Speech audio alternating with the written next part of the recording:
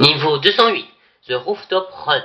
Description. Le niveau 208 ressemble à une vie infinie, avec une densité supérieure à celle de la plupart des autres niveaux urbains. Et les bâtiments eux-mêmes sont plutôt hauts, ne faisant pas moins de 7 étages. Les bâtiments situés à l'épicentre du niveau étant les plus grands. Les bâtiments eux-mêmes rappellent énormément ceux des paysages urbains américains, en particulier celui du quartier de Manhattan à New York. Malgré cela, les logos ou textes sur le côté des bâtiments peuvent afficher des langues provenant de toutes les régions du globe. Ces structures sont, tout comme leur homologue réel, construites en béton solidement cimenté, en briques et en verre, avec des sols clairement définis à chaque étage. Bien que le niveau 208 soit infini, il possède une zone centrale distincte, où tous les vagabonds arrivant entrent. La zone centrale, contrairement aux paysages urbains moins bâtis, présente des bâtiments extrêmement denses et entassés, qui atteignent des hauteurs des gratte-ciels traditionnels. Et les routes, peu qu'il en reste, commencent à s'amincer à mesure qu'on approche du centre exact du niveau 208, rétrécissant progressivement jusqu'à disparaître entre les plus hauts bâtiments. Cela provoque des poussées et des luttes entre les gratte-ciels, causant des dommages structurels. Bien que le niveau 208 ne possède pas de structure non euclidienne, ni de repères réels que l'on retrouve dans les frontrooms, la géographie du niveau 208 est exceptionnellement similaire à celle du niveau 11. Cette croyance a amené les gens à penser qu'à sa découverte initiale, le niveau 208 était en réalité simplement le niveau 11 lui-même. Cependant, des différences clés entre le niveau 208 et le niveau 11 ont été découvertes, permettant au MG de reconnaître les différences entre les deux paysages urbains. Bien que le niveau 208 puisse d'abord sembler être une ville entièrement traversable, les seules zones accessibles du niveau sont les toits de chaque bâtiment, ainsi que quelques étages dans ces mêmes bâtiments. Et les toits eux-mêmes, selon les usages généraux que les bâtiments auraient généralement dans une vraie ville, sont extrêmement détaillés et habités, possédant de nombreux détails, tels que des bouches d'aération, des accès aux toits pour ascenseurs et escaliers, des tuyaux, des fils, des satellites, des ariels, des déchets, et dans de rares cas, même de petits tours d'eau ou des panneaux solaires. Bien qu'aucun de ces éléments ne montre un abandon catégorique, des éléments tels que les ascenseurs, satellites et panneaux solaires sont définitivement désactivés, à moins d'être connectés à des sources d'énergie externes. Les tests montrent généralement que raccorder les appareils électriques à la tuyauterie et le câblage ne donne aucun résultat, car ils ne transportent ni fuite, ni gaz, ni électricité. Mais il est possible de brancher les tuyaux et le câblage à son propre gaz et électricité, si l'on en dispose. Comme dans les villes des frontrooms, les toits sont tous à des hauteurs variables, ce qui signifie souvent que les individus doivent utiliser des escaliers de secours ou grimper sur des ronds-bords de fenêtres pour traverser avec succès d'un bâtiment à l'autre, ce qui, comme on peut s'y attendre, demande un certain niveau d'agilité pour être réalisé correctement. Cela est particulièrement vrai lorsqu'il faut traverser d'un bâtiment d'une rue à l'autre, ou de monter d'un immeuble à un autre, moment où il faut planifier soigneusement pour déterminer quand, comment, voire s'il faut sauter en premier lieu. Sinon, il est possible de parcourir le niveau 208 dans les différents espaces intérieurs présents dans chaque bâtiment. Ces espaces sont extrêmement accessibles, soit par toit, par escalier, sur tous les toits, soit par les fenêtres des escaliers de secours. Chacun de ces bâtiments est très peu décoré, plus précisément à leur étage supérieur, car les étages inférieurs suivent des styles de design différents. En général, ils n'ont que des meubles basiques essentiels, adaptés au type de bâtiment auquel ils sont destinés. Parmi les exemples, on trouve des cadres de lits vides et des bureaux pour chambre, des plans de travail de cuisine sans appareil électroménager, des bureaux sans équipement et des parkings à plusieurs étages sans véhicule. Plus une personne s'enfonce dans un bâtiment, plus le mobilier devient clairsemé.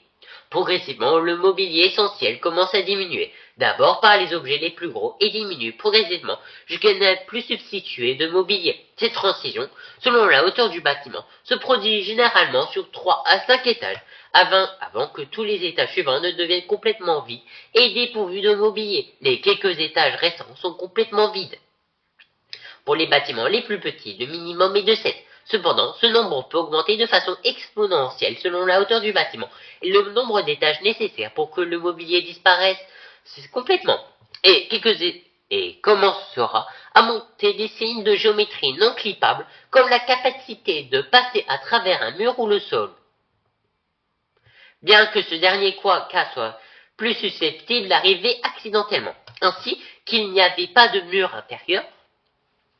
Finalement, toute la géométrie à l'intérieur des étages dans les 3 derniers nids prendra toute forme de malléabilité euclidienne, et ceux qui descendent aux étages les plus bas traverseront les étages jusqu'au fond. Je développe plus en détail dans cet article. Ces bâtiments sont souvent reliés entre eux par des portes, offrant une alternative plus facile de traverser ce niveau que les toits.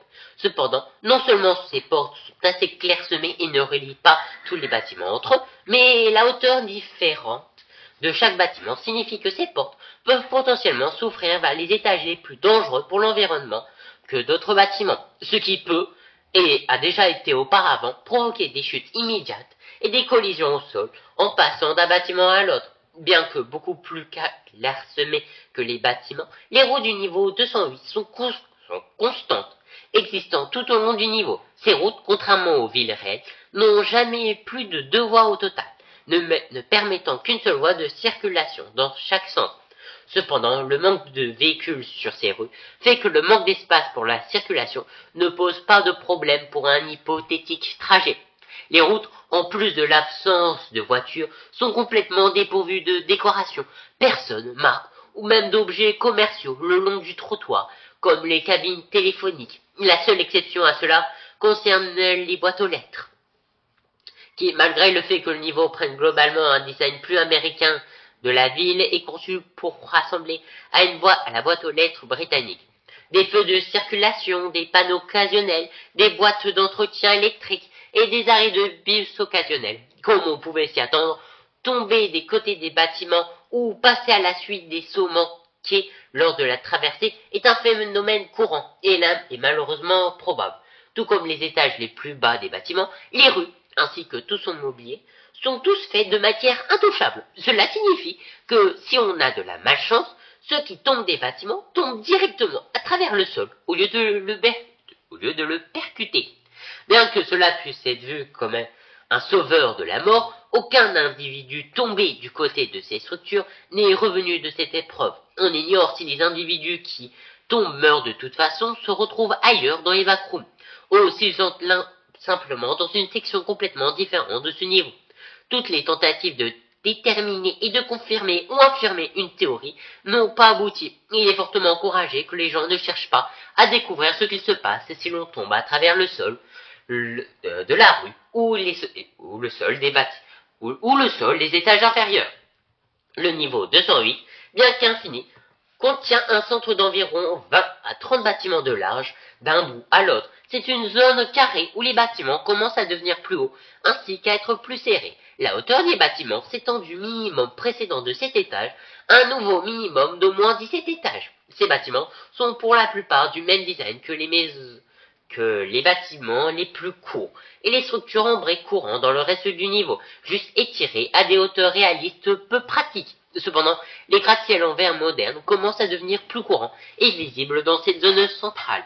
Ces bâtiments, contrairement à ceux en briques et en béton, ne sont pas construits à des hauteurs inexistantes dans la réalité et prennent une apparence plus standard et conventionnelle. Les blocs standards suivants commenceront à diminuer à mesure qu'on s'approche de l'épicentre, les bâtiments ne disposant parfois que de petites ruelles de trottoirs pour relier les espaces entre eux.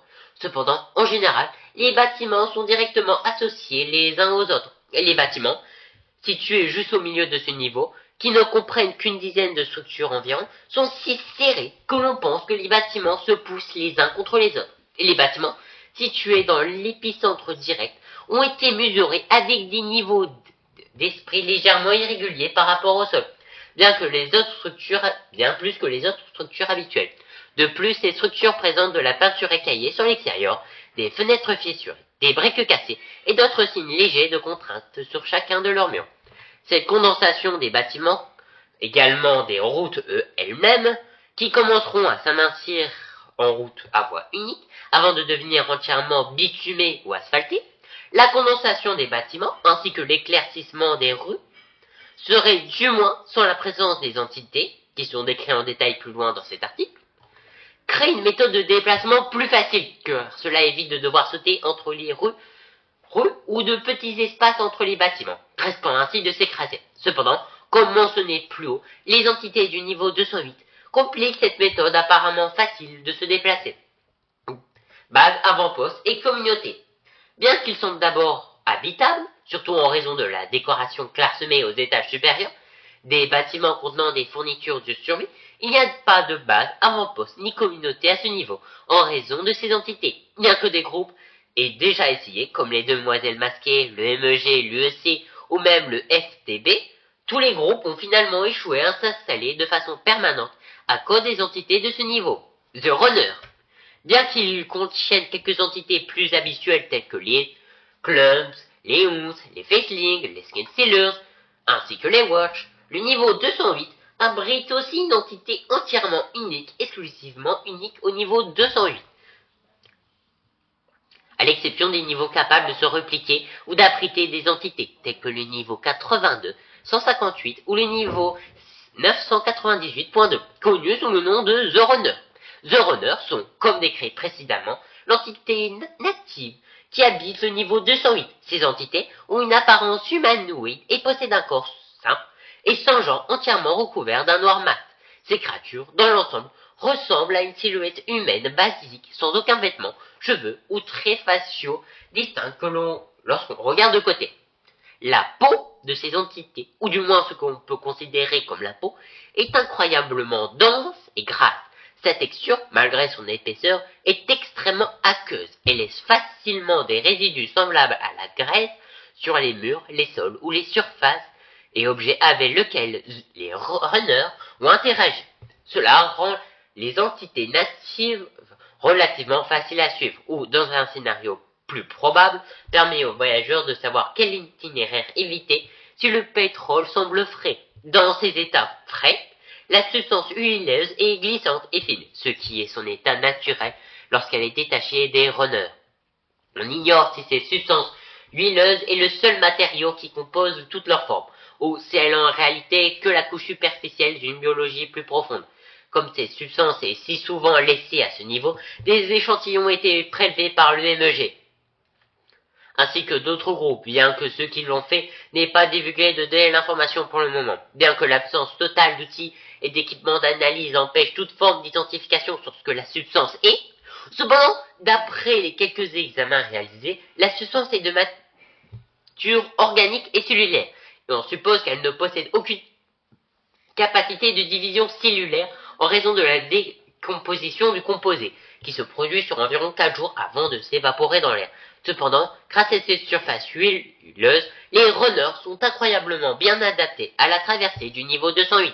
Leur corps lisse leur permet de se faufiler facilement entre les objets sur les toits, ainsi que de sauter sur les toits, de glisser sur le côté des bâtiments et d'augmenter globalement leur maniabilité lors des sauts, glissades, roulades et autres méthodes avancées de déplacement rapide d'un toit à l'autre. Les runners utilisent les manœuvres mentionnées ci-dessus pour soit poursuivre les vagabonds, soit même les tendre en embuscade, par groupe d'environ 5 à 6, et, grâce à leur connaissance des déplacements basés sur le parcours et de leur agilité rapide, ils sont presque assurés de rattraper tout vagabond qu'ils croisent. Lorsqu'un groupe de runners finit par attraper un individu, ils sont rapides à l'exécuter, pouvant généralement éliminer les vagabonds en les faisant trébucher et en les frappant, ou en utilisant les côtes de leur corps pour pousser leur proie contre des objets solides. Habituellement, surtout si leur cible est en mouvement, ces attaques uniques menées par les entités sont fatales, quelle que soit à cause d'un traumatisme contondant ou d'un coup de tête sur quelque chose de tranchant ou de dur, ou même projeté complètement hors d'un bâtiment. D'après les témoignages des survivants, principalement ceux qui voyagent en groupe dont les membres ont été tués par les runners, faire tomber des individus des toits est la méthode d'élimination la plus populaire pratiquée par les runners. Et si leur cible n'est pas tuée de cette façon, alors les entités sont fréquemment vues en train de jeter des corps du bord des toits malgré tout. Pour cette raison, on pense que les runners chassent exclusivement pour le sport et doivent donc être particulièrement évités, plus que les entités courantes du niveau 208, car les distractions avec d'autres aliments ou même toute distraction s'avéreront inutiles à cause des motivations des entités. Si un runner vous poursuit La meilleure option est d'éviter la créature jusqu'à ce qu'une sortie du niveau soit trouvée. Les runners, malgré leurs tentatives, ne peuvent pas être arrêtés, apprivoisés ou tués. La meilleure façon d'esquiver étant de prendre des itinéraires complexes et délicats à travers les toits, les intérieurs des bâtiments pour embrouiller ou même perdre l'odeur des runners. Pour cette raison, et pratiquement pour cette seule raison, le niveau 208 n'est pas sûr pour une habitation permanente. C'est un niveau incroyablement risqué pour effectuer des récupérations de ressources, malgré les tentatives passées des groupes comme le MEG. Entrée et sortie. Entrée. Le niveau 208 est accessible depuis une multitude de niveaux, chaque sortie étant relativement nombreuse dans chaque niveau listé ci-dessous. Entrée du niveau 208. The Quick Reality. Le niveau 208 est accessible depuis The Quick Reality en accédant au toit de n'importe quelle usine située dans l'une des 15 villes abandonnées, en particulier celle située au nord du continent, unique dans The Quick Reality elle-même. Trouver la ville précise, au moins entre 2016 et 2021, a été une tâche exceptionnellement difficile. Cependant, au cours de l'année écoulée, la base robotique du MEG installait des marqueurs jaunes sur la plupart des entrées principales de cette ville pour s'adresser aux individus des entrées de ce niveau. Le niveau 90. Comme on peut le voir à l'intérieur de l'image du niveau 90, tenter de grimper la clôture au sud de l'entrée principale de la maison mènera sans faute à une chambre d'appartement vide. Niveau 94, bien qu'elle présente la géométrie exacte des bâtiments habituels à lequel on peut s'attendre à ce niveau, un petit ensemble de maisons dans la ville du niveau 94 possède des bâtiments en béton moderne, non clivants, et sont visibles en périphérie même. Les passages, en no-clip à travers ces bâtiments, permettent à ceux qui le font d'accéder au niveau 208. Niveau 125. Dans la ville côtière de Costa Grande, les bâtiments construits qui se reflètent dans l'eau peuvent refléter la vue d'une autre maison de ville en briques plutôt que le bâtiment lui-même. En entrant dans l'eau à ce moment, cela déclenchera l'entrée à ce niveau. Lorsque le transport vers le niveau 208 a lieu, les individus ne seront plus mouillés en entrant dans l'eau du niveau 125. Niveau 143. Exclusivement disséminés dans les salles principales et cachés derrière une étagère à l'intérieur de la brasserie, les portes métalliques modernes du château mènent aux portes d'accès au toit du niveau 208. Niveau 153. À l'instar de la sortie du niveau 153 vers le niveau 520, c'est-à-dire passer par une fenêtre donnant sur une boutique de poupées ou passer par la fenêtre du plus haut bâtiment de la rue du niveau 153 mènera au niveau 208. Niveau 163, tenter de casser ou de traverser l'une des fenêtres du bâtiment principal à ce niveau mènera au niveau 208. Pour la plupart, faire cela peut sembler une tâche impossible, mais cette méthode s'est avérée possible en se suspendant au toit, en essayant de donner un coup de pied ou d'ouvrir les fenêtres du bâtiment principal. Niveau 166. Bien que toutes les maisons à l'intérieur du niveau 166 contiennent des matériaux de construction de base comme du stock, du mortier, du plâtre et du béton, à l'exception de la sortie du niveau 104 qui contient une télévision fonctionnelle, quelques-unes des maisons du niveau 166 contiennent l'intérieur d'appartements vides, du bureau, même de parking. Entrer par ces portes permet de se transférer sans effort dans un bâtiment avec les intérieurs correspondant au niveau 208. Niveau 167, ces dernières années, le niveau 208 est devenu une sortie croissante vers la méthode habituelle de sortie du niveau 167. Si l'on s'éloigne suffisamment du stade et descend suffisamment dans les rues, il y a de fortes chances d'atteindre ce niveau, ainsi que les autres mentionnés. Niveau 186, situé près de la ville de Buttercreed, un gratte-ciel enfoui se trouve sur la route entre Beechville et Buttercreed. Gravir les 3 étages visibles en surface et d'atteindre le toit mènera à ce niveau. Niveau 200. Parfois, les différents bâtiments menant à la maison peuvent vous mener au niveau 208 une fois entré. Jusqu'à présent, c'est l'un des moyens les plus simples d'échapper au niveau 200, et c'est ce qui a permis à divers groupes de mieux comprendre le niveau. Entrée de niveau 230. Dans le secteur du training, si quelqu'un parvient à accéder au toit dans l'une des boutiques, en général, cela peut se faire soit en grimpant sur les parois des bâtiments, soit en trouvant un accès sur le toit en dehors des clients. Ils seront instantanément transportés sur l'un des toits au niveau 208 à la place. Niveau 399, bien que cela ne soit pas recommandé, tenter de passer à travers la porte du wagon du niveau 399 peut mener, ainsi que quelques autres niveaux listés dans l'article principal du niveau 390 au niveau 208. Niveau 486, Bien que les niveaux 486 soient des bâtiments en rouge provenant d'une ville minière, des maisons entièrement en briques ou même des gratte-ciels peuvent apparaître périodiquement pendant quelques secondes à une heure. Entrer dans ces bâtiments, quelle que soit la manière dont cela se fait, mènera toujours au toit du niveau 208. Niveau 995, comme décrit dans l'article du niveau 995, certaines maisons qui ne correspondent pas au design carré en bois habituel de toutes les autres maisons peuvent infliger des distorsions environnementales et spatiales, créant des bâtiments mal placés, c'est des façades dérangeantes. Si l'un de ces éléments ressemble à un gratte-ciel, s'approcher et tenter d'interagir avec cela déclenchera le transport vers le niveau 208. Sorties. Les sorties du niveau 208, du moins pour celles qui ont été découvertes, se trouvent toutes soit dans certaines pièces anormales conçues, soit dans des portes visiblement obscures, soit dans des pièces d'une certaine disposition pouvant mener à d'autres niveaux. Certains schémas ont été documentés entre les pièces et portes menant à quelques niveaux qui sont listés ci-dessus.